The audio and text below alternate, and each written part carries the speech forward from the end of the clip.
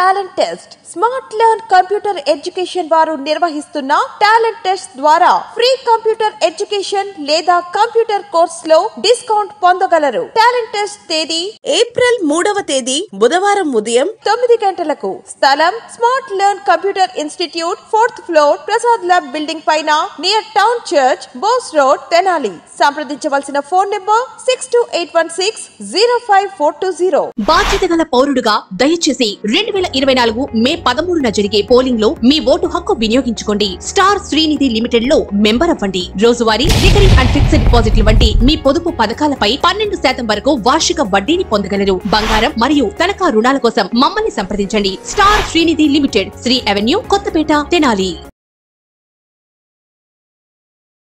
Delta tiger Alapati Rajendra Prasad ఈ ఎన్నికల్లోనే తన సీటు దక్కించుకున్నట్లే. దాదాపు అధిష్టానం ప్రకటించడమే తరువాయి. ఆలపాటికి కృష్ణా జిల్లా పెనమలూరు నుండి రంగంలోకి దింపుతున్నట్లు తెలుగుదేశం పార్టీ ప్రధాన కార్యాలయం నుండి సమాచారం. ఆలపాటికి ఈ ఎన్నికల్లోనే సీటు లభించడంతో ఆలపాటి కేడర్లో ఉత్సాహం ఉరకలెత్తుతుంది. ఒకవేళ పెనమలూరు కాకపోయినా తెలుగుదేశం పార్టీ సీట్లు ప్రకటించాల్సిన 16 స్థానాల్లో ఒకటి మాత్రం తప్పకుండా దక్కుతుంది. తెనాలి నియోజకవర్గంలో జనసేన తెలుగుదేశం పార్టీ ఉమ్మడి అభ్యర్థిగా నాదెండ్ల మనోహర్కు తెనాలి సీటు దక్కడంతో ఆలపాటి రాజాకు ఏదో ఒక చోట నుండి సీటు ఇవ్వాలని అధిష్టానం భావించింది. తొలుత గుంటూరు 2 నుండి లేదా నర్సరావుపేట నుండి ఆలపాటి రాజేంద్ర ప్రసాద్కు సీటు కేటాయిస్తారని భావించారు.